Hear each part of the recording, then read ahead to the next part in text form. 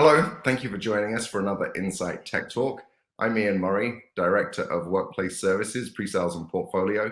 Today I'm joined by Christy Mazotis. Christy, would you like to introduce yourself? Sure, good morning, thank you, Ian. I am Christy Mazotis. I'm the Product Lifecycle Pre-Sales Solution Manager. Excellent, thanks for joining me today. So today's topic is talking about the needs of the hybrid worker in this COVID pandemic environment. Can you tell us a little bit about some of the challenges that you've seen with helping our customers onboard new employees? Yeah, we have a lot of employees that are remote. So since the pandemic hit, we've seen a massive increase of remote workers. So in order to support those workers, we're finding companies needing new ways to get equipment to them. So we're doing things like kitting accessories, making sure that users have their monitors, their cables, their headsets, so that we can get those boxes and those kits directly to our home users and allow them to immediately begin working. In those kits, we're usually including a little welcome letter, welcome to the company. Here's instructions on how to set up your equipment. And then potentially, if you're looking for support, how then do you contact somebody for then, getting that sort of tech support if you need help. So that's been a huge increase in just getting devices to users. And what do you feel has changed since the onset of COVID last year? How's that impacted that onboarding process? So if we look at pre-COVID, around 30% of remote workers were home-based. Today, we're seeing that more around 58% is the stat today. And that change has driven new types of technology. So clients moving away from traditional imaging, having to do on-site Active Directory, right? That's not working anymore. So we're moving to a more modern state, which is allowing for that over-the-air, right? You just need network Wi-Fi connectivity to be able to upload your profile and your applications all at the user's desk. So we're seeing a faster shift than originally expected, moving from that traditional imaging methodology to modern provisioning. And because of the pandemic, it's pushing that in a much faster timeline. Fantastic. So do you have any information to hand that would say how many devices did we formally ship to our customers' corporate IT team for imaging for those devices versus how's that changed, and how many now are we shipping direct to end user, ready, pre-installed, pre-imaged? So I don't have the actual numbers on the shift of how many, but I can tell you that we've had a lot of, so no longer are we doing that. Some clients have moved from no longer doing imaging to strictly doing that kitting and asset tagging and getting those assets to their users. The other piece of that we're seeing is clients are using refurbished equipment, right? We're having shortages within the getting product into the facility.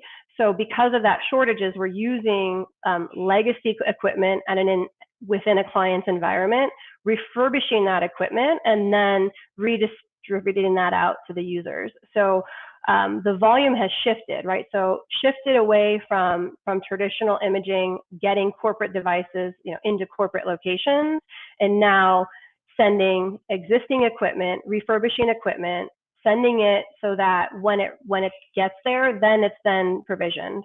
No stats, Ian, directly. That's okay. I didn't mean to put you on the spot. Sorry.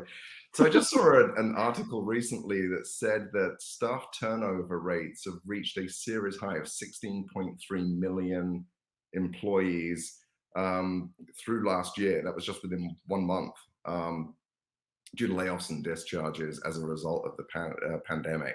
I mean, we know firsthand that frontline workers were seriously impacted. They were sent home. They were furloughed, laid off. So where is that refurbished equipment coming from?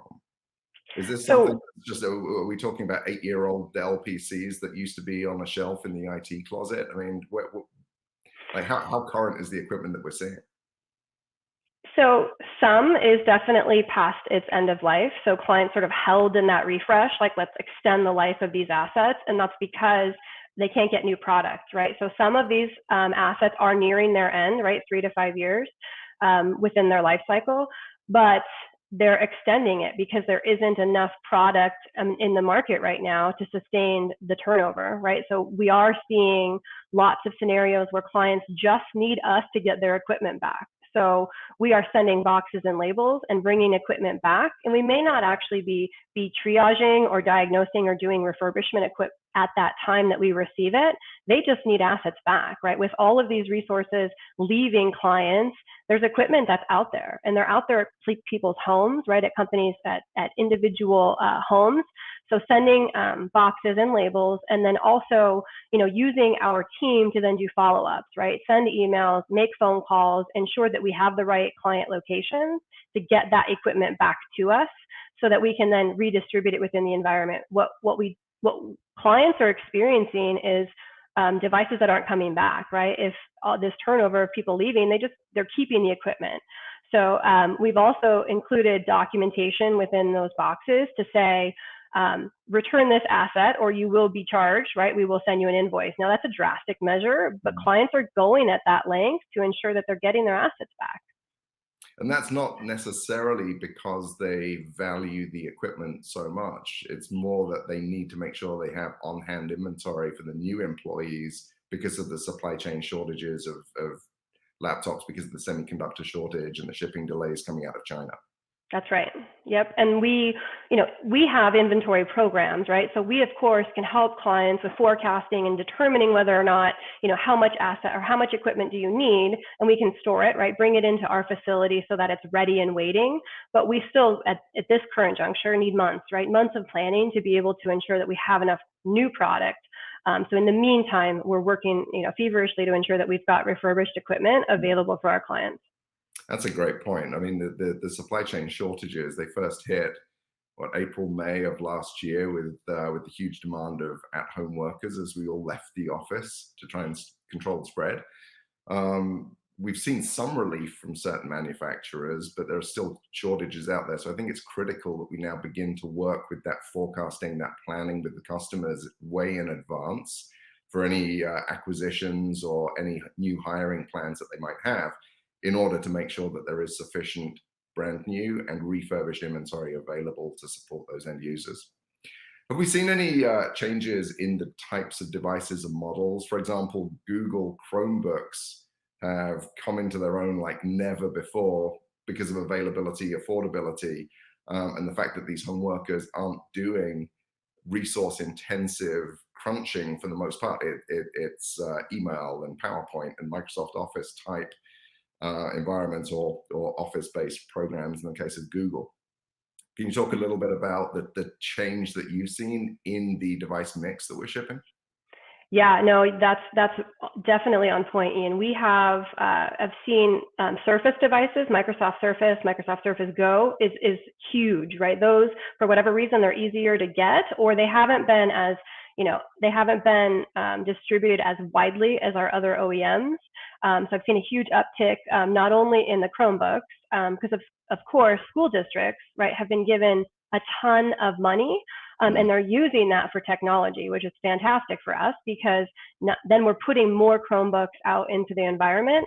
So definitely huge on the Chromebook and also with the Surface Go's. And part of that is because it allows for that modern provisioning, right? That technology that doesn't require on-prem Active Directory, that kind of join happening, so they can move faster and distribute more devices to more people.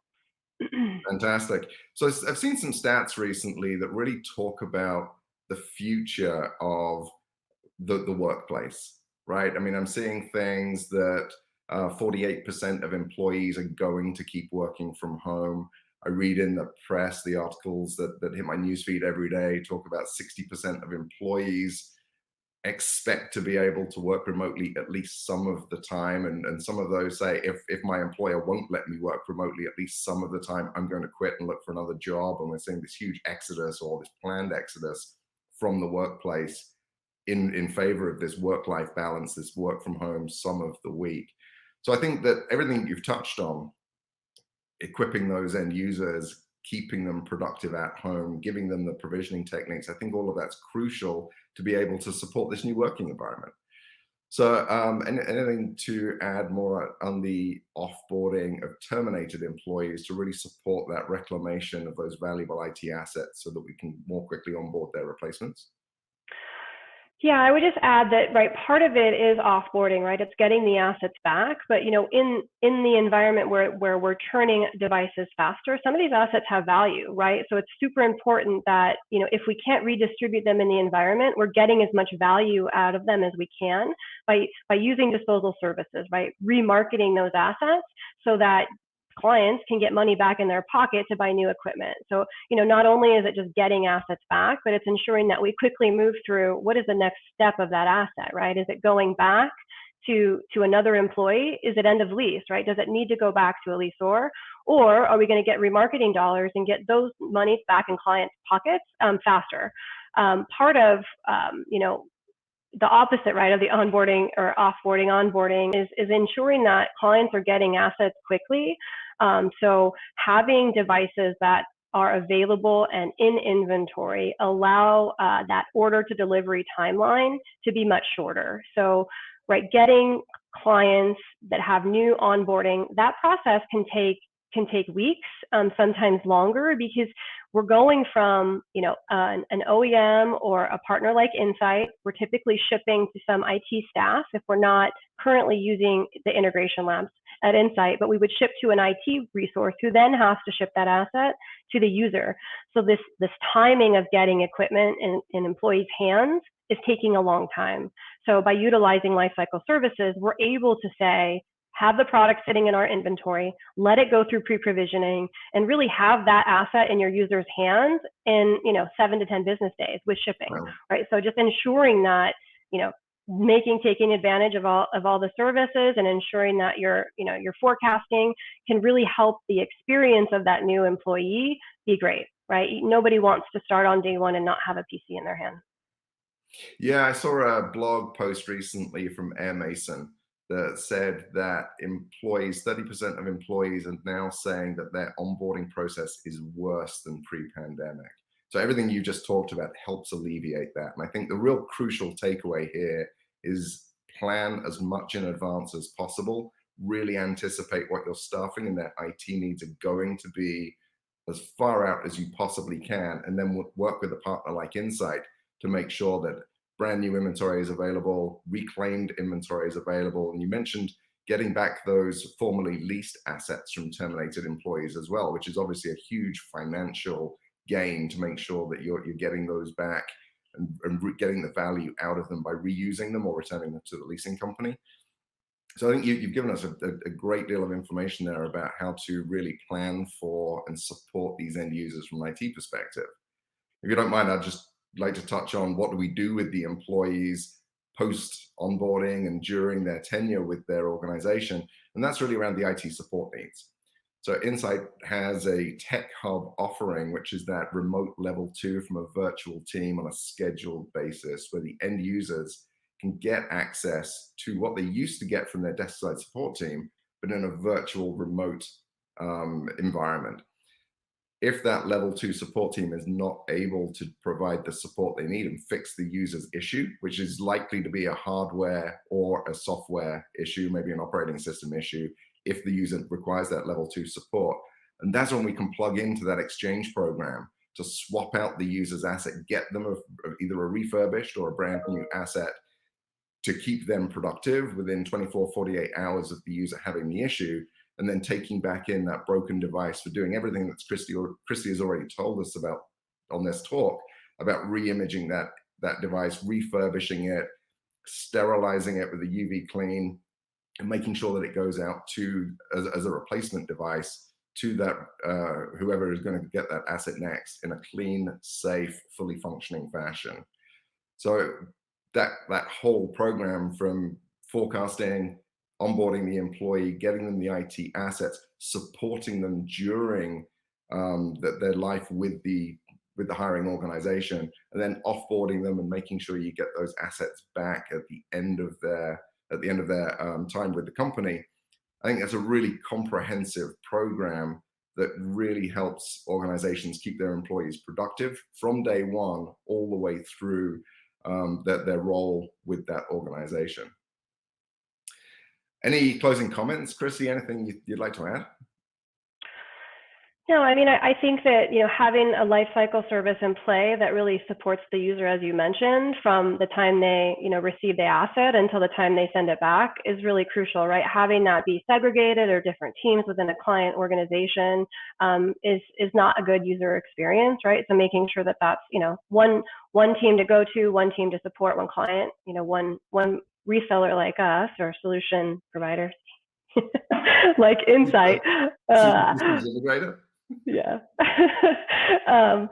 Is really a solution that would be great. And just on top of that, right, having Insight that has locations around the country can really help with that timeline, right? Getting assets out to users and being able to support East Coast, West Coast operations holistically is super important for clients today. Fantastic. Well, thank you very much for joining us this morning. Thank you, Christy, for those wonderful insights. Hope you found this Tech Talk useful. Look forward to seeing you next time. Thank you.